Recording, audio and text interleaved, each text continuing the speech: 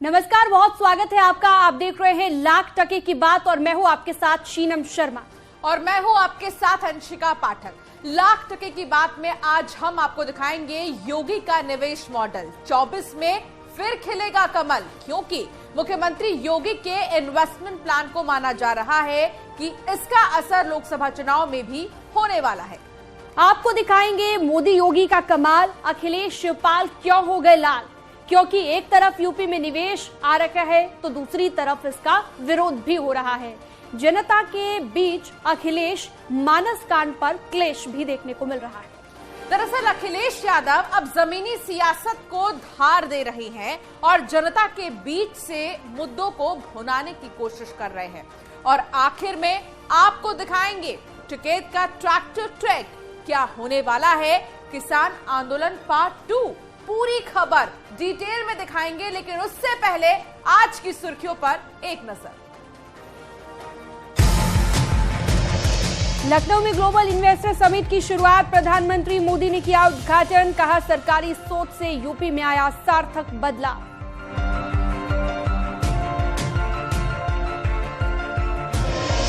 निवेश महाकुंभ में बोले सीएम योगी, 1 ट्रिलियन इकोनॉमी की तरफ बढ़ रहा उत्तर प्रदेश। सुशासन बना यूपी की नई पहचान।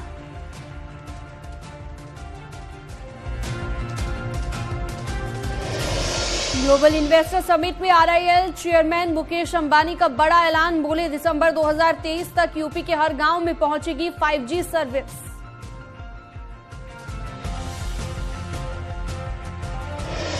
समिट में ड्रोन शो का भव्य आयोजन। विदेशी निवेशकों को यूपी की सांस्कृतिक विरासत से करवाया गया रूबरू। अमित शाह और सीएम योगी रहे मौजूद।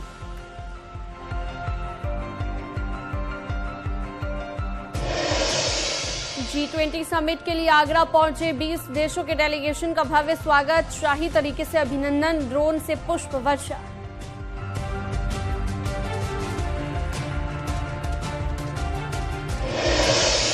गैंगस्टर एक्ट में बंद एसपी विधायक इरफान सोलंकी पर बड़ा एक्शन। इरफान और उसके साथियों की अवैध संपत्ति कुर्क। जाजमाऊ के बिलाल अपार्टमेंट पर कार्रवाई।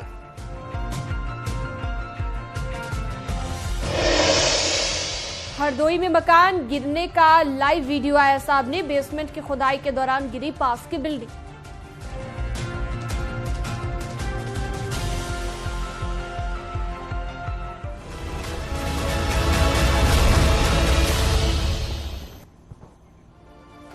चलिए अब बात करेंगे खबरों की। आज से यूपी ग्लोबल इन्वेस्टर समिट की शुरुआत हुई है। प्रधानमंत्री नरेंद्र मोदी ने इस समिट का उद्घाटन किया, जो 3 दिनों यानी कि 12 फरवरी तक चलेगा और माना जा रहा है कि इसमें बड़े पैमाने पर प्रदेश में निवेश की घोषणा की जाएगी। योगी सरकार का लक्ष्य उत्तर प्रदेश की अर्थव्यवस्था को $1 ट्रिलियन इकोनॉमी बनाने का है, जिससे यूपी के युवाओं को बम्पर रोजगार भी मिलने वाला है।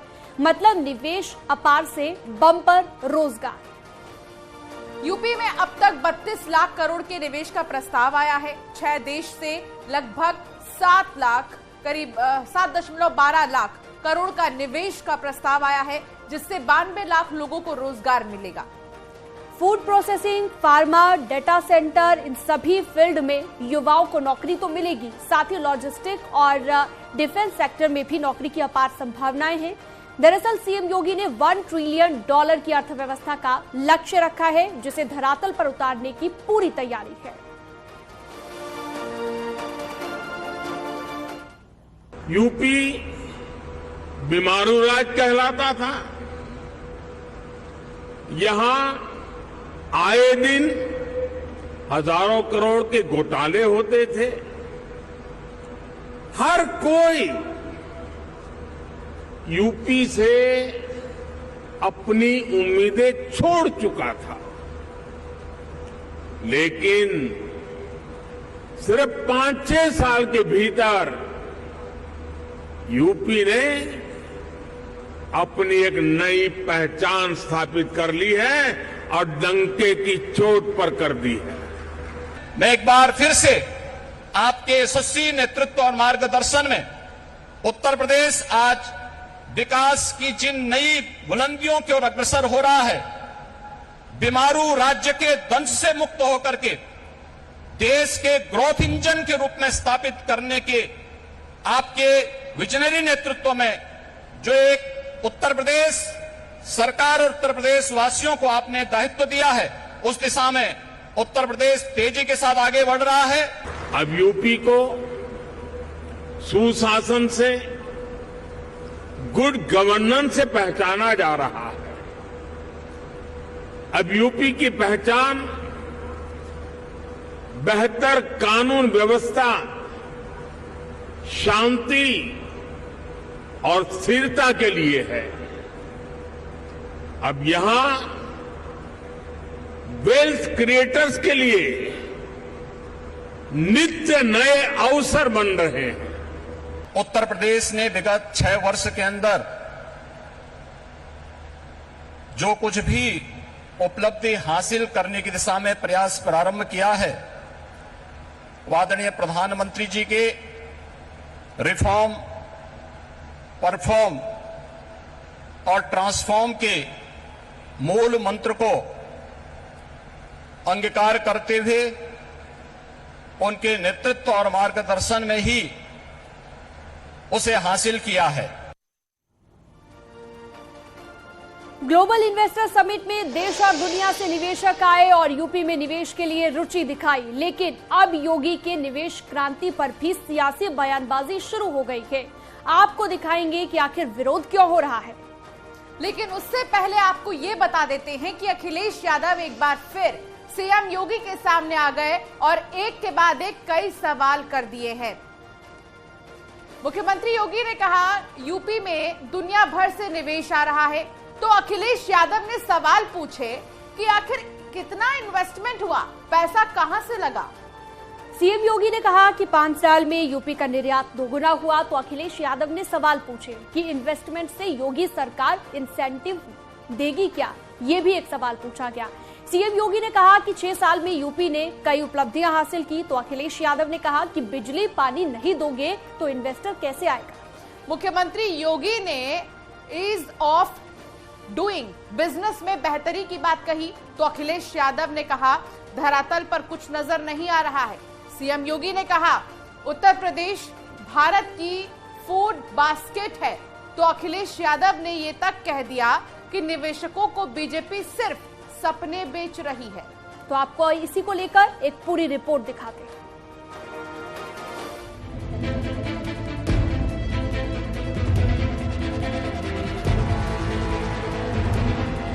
यूपी में ग्लोबल इन्वेस्टर समिट के जरिए बीजेपी ने अर्थ की कलम से सियासत की लकीर खींच दी। मेगा शो को न भूतो न भविष्यति का स्वरूप दिया और राजनीति के पटल पर जनता के सामने संदेश दिया, एको अहम द्वितीयो नास्ति। मतलब यूपी में जो हो रहा है पहली बार हो रहा है, और जो हो रहा है उसे किसी ने सोचा तक नहीं। कर्म योगी के नेतृत्व में बीजेपी नए नए कीर्तिमान रच रही है और पीएम मोदी के नेतृत्व में वैश्विक पटल पर तिरंगा लहरा रहा है। इस तरीके से इन्वेस्ट होते रहेंगे, ये करेंगे कुछ नहीं भारतीय जनता पार्टी। हम पूछना चाहते हैं पिछले जितने भी बजट हुए हैं, नहीं पूछ लेना भारतीय जनता पार्टी के लोगों को कितना इन्होंने खर्च किया है। और हम बताना चाहते हैं आपको, जितना ये खर्च करते थे बजट पूरे प्रदेश का, उतना हम और अखिलेश मिलकर के एक जिले में खर्च करके दिखा देते। देखिए, समिट हो रही है, अच्छी बात है, और हम सब ये चाहते हैं कि इंडस्ट्रियलाइजेशन हमारे प्रदेश के अंदर हो, इसमें कोई शक नहीं है, लेकिन उसका पॉलिटिसाइजेशन नहीं होना चाहिए। धरातल पे कितना काम होता है ये 3 महीने बाद पता चलेगा कि वाकई काम हुआ या सिर्फ एक ड्रामा था। अब तक का तजर्बा यही है कि समिटें हुई और उसके बाद धरातल पे कुछ नहीं हुआ। यूपी में निवेशकों का महामेला लगा है, भर भर कर विदेश से निवेश आ रहे हैं, लेकिन अखिलेश यादव को अपनी आंखों पर यकीन नहीं हो रहा। अखिलेश यादव ने कहा सवाल ये है कि जो पैसा आ रहा है उसे रोजगार कितना मिलेगा, ये जो इन्वेस्टमेंट आ रहा है इसे इंसेंटिव क्या देंगे, जो कारखाना उद्योग लगाने आ रहे हैं उन्हें क्या मिलेगा। जब तक आप जमीन नहीं देंगे, पानी नहीं देंगे, बिजली नहीं देंगे, टैक्स में सहूलियत नहीं देंगे या कोई इंसेंटिव नहीं दोगे, तो वो क्यों आप क्या इन्वेस्ट करेंगे। वो जाके मध्य प्रदेश में इन्वेस्ट कर देंगे, गुजरात में कर देंगे, महाराष्ट्र में कर देंगे, वेस्ट बंगाल में कर देंगे, तेलंगाना में कर देंगे। तो इसलिए हमारे बाबा मुख्यमंत्री जी के सामने दिल्ली वाले लोगों ने बड़ी परेशानी पैदा कर दी है कि हमारे मुख्यमंत्री जी क्या इंसेंटिव देंगे। और मुझे लगता है कि बाबा हमारे मुख्यमंत्री जी इतने कंजूस हैं, किसी को इंसेंटिव नहीं दे सकते। अगले साल होने वाले लोकसभा चुनाव में सभी 80 सीटों पर निगाहें गड़ाए बीजेपी समिट के सफल आयोजन के बूते प्रदेश की आर्थिक प्रगति का झंडा लेकर जनता की अदालत में जाना चाहती है और यही एजेंडा समाजवादी पार्टी को खटक रहा है। 24 का ये है कि सरकार जाएगी। और देखिए, बाबा से हमने वोट नहीं मांगा, बाबा से हमने ये कहा, बाबा से वोट नहीं मांगा, बाबा से बीजेपी वाले वोट मांगते हैं। मैं ये कहना चाहता हूँ कि जनता के लिए अच्छा रास्ता खुले, क्योंकि हमारा देश दुनिया में बहुत पिछड़ रहा है। आप झोला लेकर के जा रहे हैं दुनिया के हर देश में और कह रहे हैं कि हमें इन्वेस्टमेंट दी। तभी अखिलेश यादव बाबा विश्वनाथ की भूमि से योगी सरकार से सवाल पूछ रहे हैं और यूपी में विदेश से आ रहे निवेश को गलत बता रहे हैं।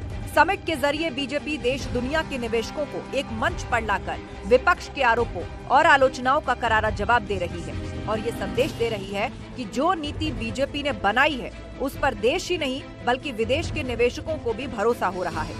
लेकिन अखिलेश यादव ने एक बार कहा, अगर निवेश आ रहा है तो काशी विश्वनाथ धाम को कितना मिलेगा और अन्य राज्यों में कितना बटेगा। फिर प्रार्थना करता हूं उनके स्थान पे खड़ा होकर के कि भारतीय जनता पार्टी की कोई बात झूठी ना निकले। अगर उन्होंने ये कहा है कि 20 लाख करोड़ का इन्वेस्टमेंट आएगा तो मैं बाबा से कहूंगा कम से कम 20 लाख करोड़ में 5 लाख करोड़ इस काशी को भी मिल जाए। खैर, रोजगार पलायन के मुद्दे पर विपक्ष की आलोचना के बीच ग्लोबल इन्वेस्टर्स समिट से बीजेपी ने आर्थिक तरक्की का संदेश दिया और निवेश सम्मेलन के आयोजन की धमक को धरातल तक महसूस कराने का कदम उठाया। Bureau report, news 18।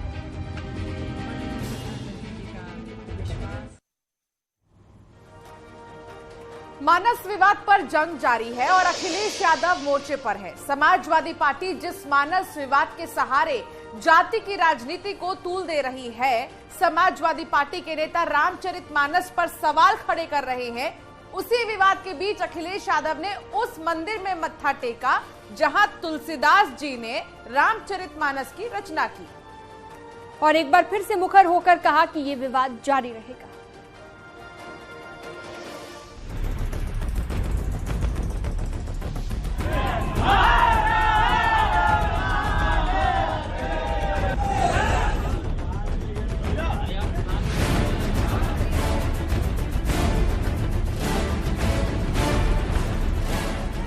मानस विवाद के बीच अखिलेश यादव मिशन पूर्वांचल पर हैं।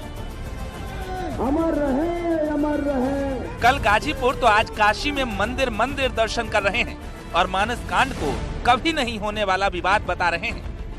अखिलेश यादव ने उस मंदिर में भी मत्था टेका जहां तुलसीदास ने रामचरितमानस की रचना की थी और भगवान हनुमान की आरती उतारने के बाद जाति और धर्म पर छिड़े संग्राम पर बयान दिया। देखिए, रामचरितमानस में बहस बहुत लंबी है। ये लड़ाई 5000 साल पुरानी है। ये लड़ाई चलती रहेगी। देखिए, ये समाज में लगातार लड़ाई होती है। समाजवादी पार्टी क्या लड़ेगी? समाजवादी पार्टी जाति जनगणना पे लड़ेगी।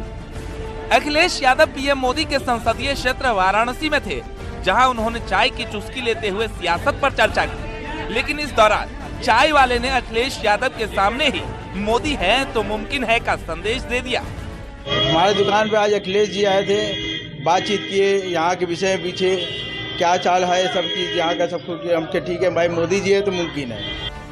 अखिलेश का फोकस अब पूर्वांचल की उन 26 सीटों पर है जिसे साधने के लिए बीजेपी भी दल बल के साथ मैदान में है और 2019 में हारी बाजी को जीतने के लिए दोनों आमने सामने हैं। मुलायम सिंह के निधन के बाद छोटे नेताजी के नाम से पहचान बनाने की कोशिश में जुटे अखिलेश जमीन पर उतरकर जनता से रूबरू हो रहे हैं और कचौड़ी पर चर्चा कर रहे हैं। दरअसल अखिलेश यादव अब दलित और मुस्लिम वोट बैंक की रणनीति पर काम कर रहे हैं। मतलब अखिलेश की नजर पिछड़ा और दलित वोट पर है। गैर यादव ओबीसी वोट पर फोकस है। अति पिछड़ा वर्ग को मौका दे रहे हैं। मुस्लिम बेल्ट में जमीन पर तैयारी कर रहे हैं। पूरा उत्तर प्रदेश, पूरा हिंदुस्तान ये जातियों के हिसाब से बांटना चाह रहे हैं। मेरी समझ में नहीं आता कि ये जिन्नावादी सोच ये क्यों बना रहे हैं, क्यों ये जिन्नावादी सोच के साथ प्रदेश में आ रहे हैं, ये समझ नहीं रहे हैं अभी स्थिति। अभी पाकिस्तान इन्होंने देखा नहीं, पाकिस्तान की रोज स्थिति देख रहे हैं ना कि पाकिस्तान में क्या हो रहा है। 24 की लड़ाई के लिए अखिलेश यादव ने पूर्वांचल से चढ़ाई की है और मानस विवाद के बाद मंदिर मंदिर दर्शन कर रहे हैं और संदेश दिया जा रहा है पिछली सरकार में विकास का, इतिहास का और नेताजी के विश्वास का। अखिलेश यादव पिछले 2 दिनों से पूर्वांचल में हैं और कार्यकर्ताओं का हौसला बुलंद करने के लिए जमीन पर उतर गए हैं। मतलब चाय की चुस्की हो या फिर चाट पर चर्चा, अखिलेश का मकसद साफ है, जनता के बीच से जनता के लिए पैगाम। Bureau report, news 18। किसान आंदोलन के लिए एक बार फिर से किसान लामबंद है और इस बार किसान नेता राकेश टिकैत ने मुजफ्फरनगर से हुंकार भरी है और दिल्ली कूच का प्लान बता दिया है। राकेश टिकैत फिर से दिल्ली में ट्रैक्टर दौड़ाने की रणनीति बना रहे हैं और किसानों को एकजुट करने की कोशिश में लगे हुए हैं। दरअसल राकेश टिकैत का ये कहना है कि 20 मार्च को पूरे देश का किसान एक साथ दिल्ली कूच करेगा और किसान आंदोलन को और मजबूत किया जाएगा क्योंकि किसान एमएसपी की लड़ाई अब भी जारी है।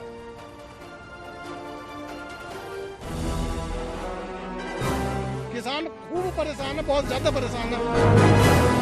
जय जवान, जय किसान, चौधरी नरेश टिकैत जिंदाबाद। लोकसभा चुनाव से पहले एक बार फिर किसान आंदोलन की तैयारी हो रही है।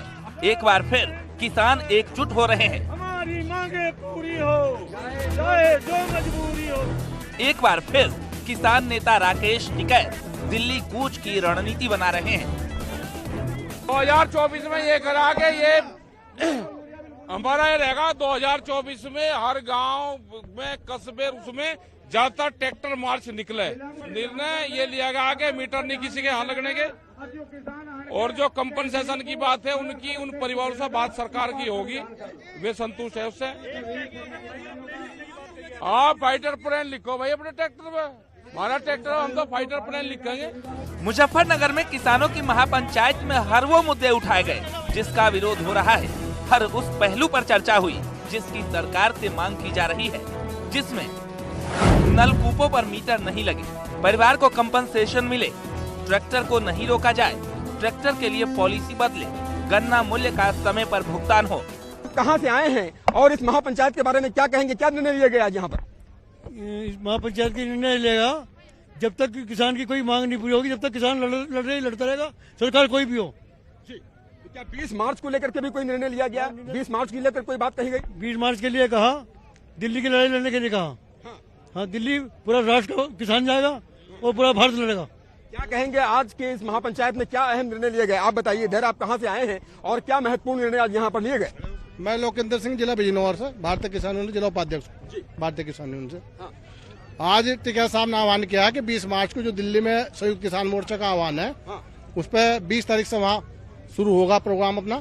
सारे किसान वहीं पहुँचेंगे। जय जवान, जय किसान। किसानों की मांगों को लेकर एक बार फिर किसान नेता लामबंद है और 20 मार्च को देश भर के किसान ट्रैक्टर से दिल्ली कूच करेंगे और दावा किया जा रहा है कि किसान आंदोलन के दौरान सरकार ने जो आश्वासन दिए थे वो अब तक पूरे नहीं हुए। निर्णय ये है कि मीटर नहीं लगने का, ये एक बड़ा इशू है, और ट्रैक्टर बंद नहीं होने का, ये भी बड़ा इशू है। और भाई अपनी निगाह रखो सारी चीजों की, लेकिन ट्रैक्टर की पॉलिसी चेंज होनी चाहिए। भाई उसका इंश्योरेंस नहीं हो रहा, उसे कोई दुर्घटना होगी तो किसान मरेगा, वो अगर बेचना चाहे तो बिकागा नहीं, दूसरे के नाम नहीं होने का, तो ये बड़ी दिक्कत है। हमने सरकार को कहा कि आप इसको चिट्ठी लिख के भारत सरकार से जवाब तलब करो। गन्ना मूल्य भुगतान को लेकर क्या बहस हुई, क्या महापंचायत में निर्णय हुआ? भुगतान ये पिछले साल का उन्होंने करा है, इस साल का बहुत फैक्ट्री पर रह रहा है। और क्या कहेंगे 20 मार्च को भी क्या कोई महापंचायत होगी? बड़ी पंचायत दिल्ली में होगी। मतलब साफ है कि लोकसभा चुनाव से पहले किसान यूनियन अपनी मांगों को मनवाने के लिए फिर से पुरानी रणनीति पर काम कर रहा है और सरकार से मुखातिब होने की कोशिश में जुटा है। लेकिन दूसरी तरफ किसानों के बेहतर भविष्य के लिए केंद्र और राज्य सरकार हर संभव कोशिश कर रही है। इसी कड़ी में पीएम मोदी ने एक बार फिर मिलेट्स को प्रोत्साहित करने की योजना की तारीफ की और मिलेट्स को श्री अन्न का नाम दिया। एक तरफ हम किसानों को श्री अन्न के उत्पादन के लिए मोटिवेट कर रहे हैं, वहीं दूसरी तरफ इसके लिए ग्लोबल मार्केट का भी विस्तार कर रहे हैं। फूड प्रोसेसिंग सेक्टर से जुड़े साथी रेडी टू ईट और रेडी टू कुक श्री अन्न के प्रोडक्ट्स में संभावनाएं तलाश सकते हैं और मानव जात की बड़ी सेवा भी कर सकते हैं। किसानों की आर्थिक स्थिति ठीक करने के लिए ग्लोबल स्तर पर सरकार काम कर रही है और मिलेट्स योजना का प्रचार प्रसार कर रही है, लेकिन कुछ किसान नेता अब भी अपनी मांगों पर अडिग हैं और लोकसभा चुनाव से पहले दिल्ली कूच की चेतावनी दे रहे हैं। जय जवान जय किसान। Bureau report, news 18। बाबा महेंद्र सिंह जी का अमर रहे, अमर रहे। जय जवान जय। तो हमने किसानों की मांग पर पूरी रिपोर्ट दिखाई। अब आपको ये बताते हैं कि मोटा अनाज इतना खास क्यों है। बाजरा, जिसे हर तरह की मिट्टी में उगाना संभव है, कम सिंचाई वाले इलाकों के लिए भी बाजरे को वरदान माना जाता है। फसल अवशेष से जैव ईंधन बनाया जाता है। प्रोटीन, फाइबर और न्यूट्रिएंट्स से बाजरा भरपूर है। बात रागी की भी अब कर लेते हैं। इसे उगाने के लिए ज्यादा पानी की जरूरत नहीं होती है और हर तरह की मिट्टी में पैदावार इसकी संभव है। इसी के साथ प्रोटीन, विटामिन, आयरन से भरपूर है रागी। कंगनी में भी कम बारिश वाले इलाके में उगाया जा सकता है। इससे दलिया और पुलाव बनाया जाता है। प्रोटीन, फाइबर और आयरन से भरपूर होता है कंगनी। इसके अलावा ज्वार की बात करें तो कम लागत में ज्यादा पैदावार ज्वार की होती है। कई बीमारियों के लिए रामबाण प्रोटीन, कैल्शियम जैसे पोषक तत्वों भी की अगर बात करें तो इसमें मौजूद रहते हैं। खांसी, जुकाम में खाने से इसे राहत भी मिलती है ज्वार को खाने से। और चलिए आगे बढ़ते हैं। भर्ती घोटालों के बहाने कांग्रेस पूरी तरह से बीजेपी को घेरने के मूड में नजर आ रही है, लेकिन बीजेपी ने भी सीधे सीधे कांग्रेस पर हमला बोल दिया है और छात्रों के आंदोलन को कांग्रेस का पॉलिटिकल स्टंट करार दिया है।